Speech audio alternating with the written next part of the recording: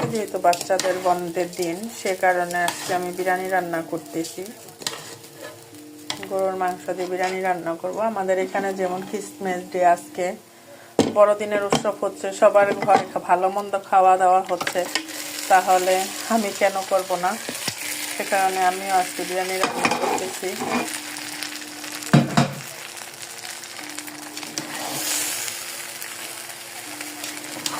কারণ বাচ্চাদের স্কুল বন্ধ, আমাদের সারা বিল্ডিংয়ে মানে আমাদের সারা ফ্ল্যাটের মধ্যে আজকে শুধু খাবারের গ্রান আর খাবারের গ্রান। সবাই সবার ফ্যামিলির সাথে আজকে খাবার খাবে, গিফট দিবে। আমার ছেলে মেয়ে ঘুম থেকে উঠেই জিজ্ঞাসা করতেছিল মা,